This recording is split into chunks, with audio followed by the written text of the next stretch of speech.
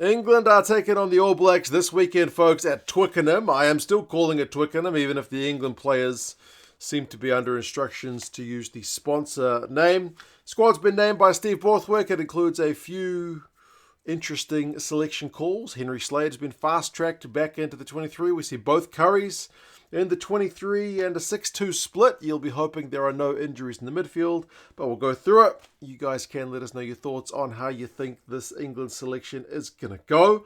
Pleasing to see Ellis Genge back in England colours. Remember, he missed the summer tour against Japan and against New Zealand, so his experience and his busyness on the ball carry for a loose head prop will certainly be a welcome return, because remember, Finn Baxter, who is on the bench for this one, essentially got shoved kind of in the deep end. He ended up playing something like close to 70 minutes against the All Blacks at Eden Park when he got his first start. So, having Genge back is certainly a welcome return.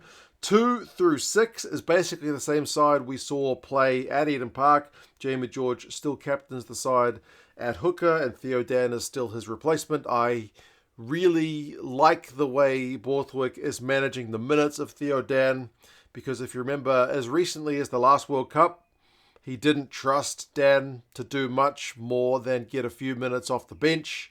Some games he would be an unused substitute, but since kind of the end of the Six Nations, he's been starting to get decent chunks of minutes. Against Japan, he had 37 from the bench. Against New Zealand, he had 26 and 31 from the bench.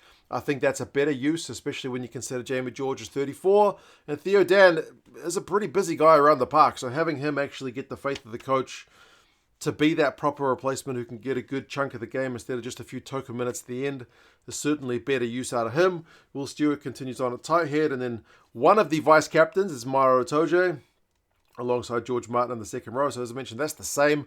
I quite like the Itoje and Martin second row. I think they complement each other pretty well. George Martin's going to be smashing rucks and smashing bodies. Maro will be looking to get over the ball. He'll be looking to win line-out ball, disrupt the opposition line-out. So I think they work together pretty well. Cunningham-South is the still preferred guy at number 6. And you guys have got a lot of options in the back row for England. As I mentioned, there are 2 Curries on the side and there's 2 loose forwards on the bench. So Tom Curry gets a start at 7. I don't think he's played 7 yet in the Premiership this season. That's been his brother's job.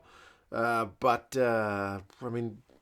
Curry can play 6, 7 or 8. Doesn't really seem to make much of a difference. And then number 8, Ben Earl, who's apparently kind of also covering centre, because they have got a 6-2 split with basically a specialist 9 and a specialist 10 on the bench. So Ben Earl, he's a versatile guy. He's a world-class player.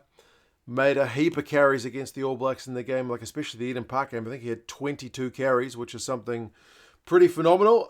But it would be troubling to see him have to slot into the midfield. So fingers crossed the starting players for England in that department do not get injured. Forward replacements, as I mentioned, Finn Baxter is there. Dan Cole's the oldest guy in the squad at 37. He's still tight head replacement. Nick Isiekwe gets the nod as the lock replacement, remembering Ollie and Charlie Yules both got ruled out of the squad in the last few days with a knee injury and like a HIA. Time off for those guys. So Nick Isiekwe, he kind of sees off Alex Coles and potentially Ted Hill for that extra spot on the bench. And then 2 loose forward replacements in Ben Curry. So he gets in ahead of the likes of Underhill, which is, I don't want to say surprising, because they can both play pretty effective number 7. But something about Underhill's crunching tackles I feel like would work well against New Zealand. We've seen him play well against New Zealand in the past. And, Ted Hill, if you were looking to get that bit of extra tall timber into the back row, not to be. And then Alex Dombrandt, I guess, is going to basically slot in at number 8 when he comes on. Whether Ben Earl switches to another position will kind of be one to watch. Backs-wise, Spencer and Smith get the nod at 9 and 10. I assume that means we're going to see a bit of box kicking from Borthwick's boys.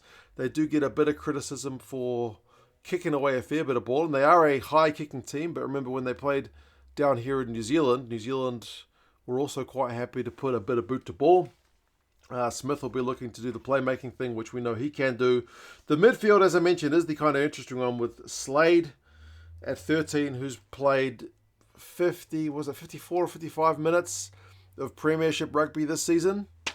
he's not had a lot of time on the field. So what his kind of level of match sharpness is like will be surely put under the microscope here, because if he's even marginally off the pace, he will be exposed. Remembering the All Blacks are coming off the back of a rugby championship. They've just played against Japan.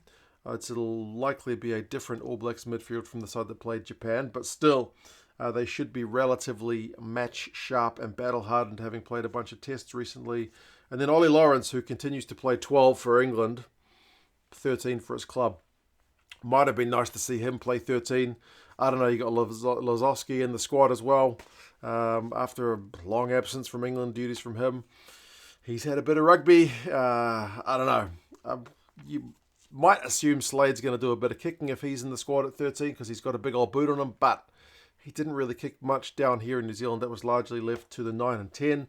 Wings, Tommy Freeman, I mean, he can cover the midfield as well if needs be. It just depends kind of how you shuffle the guys around. And then Feyi-Waboso, despite Exeter having a pretty poor season thus far, he's in pretty good try-scoring form. 5 tries in 5 games this season. Not a bad return. And then Furbank is still preferred over Stuart at fullback. I think that's probably a wise choice. The All Blacks aren't a team who kind of put up a lot of high balls, so that's not really going to be an area for Stuart to be kind of diffusing those bombs. And Furbank, I think, around the park, he's a little bit more mobile. He certainly turns a fair bit quicker than Freddie Stewart, so I think him being the preferred option is a good call from Steve Borthwick. Back replacements are Harry Randall and George Ford. George Ford's one of the other vice-captains alongside Ben Earl, so 3 vice-captains is something of an in vogue thing. I don't know where that's come from, but teams like naming a bunch of vice-captains. It's not just England who are doing it, but yeah, George Ford's also missed a bunch of premiership rugby thus far this season, so he jumps ahead of Finn Smith in the pecking order to be in the 23 jumper. But as a kind of specialist 10, I mean, I know everyone else in the backline is pretty versatile. Smith can cover 10 and 15. Freeman is a second go to the midfield. Lawrence can cover different positions in the midfield. Slade can move out of 13 if needs be. I don't think I've seen Feyi-Waboso play anywhere but the wing. And Furbank's also, one who can switch into 10 if needs be. So there's guys who can move around. But yeah, George Ford is that specialist 10 when you're playing a 6-2 split. Is an interesting call, as I say. So the midfield is the one area you wouldn't like to see a guy go down early in the game for England. But that is the squad that Steve Borthwick has chosen. I don't have too much concerns about the front row. I think the front row will front up pretty well. New Zealand really weren't able to boss the Japanese pack around if you watch their game from a week ago. So I think England will hold up in that area just nicely. I think the second row will be effective because, as I mentioned, I do like the combo of Itoje and Martin. The back row will be competitive. Always, if you see a couple of really classy players like Savia and Earl, assuming Savia gets named, go up against each other, that's going to be worth the price of admission. And the All Blacks, they still haven't really settled on who their 10 is. So Marcus Smith, having played against the All Blacks down here in New Zealand, kind of should have an idea of what he's up against. It may be a time for him to shine, but we will see. If you want some England Rugby gear, check out England Rugby Store. I got this jacket from England Rugby Store not too long ago. It's only like £22 or something. I wanted something which was England gear, which was not white, because I'm always afraid of getting grubby stuff on it, because I'm a filthy eater apparently. But yeah, England Rugby Store, they got some discounts going on. I saw 25% off. When I had a look at the website, they are an affiliate of the channel, so check them out down in the description if you want to get yourself some England Rugby gear. But that is the squad. 2 Curries, a 6-2 split. Henry Slade fast-tracked. What do you guys reckon? Has Borthwick got the selection right? Who would you be tweaking if you were able to have a word in old Steve's ear? You guys let us know your thoughts. Subscribe to the channel if you haven't done so already, and I'll talk to you guys again soon. See you later.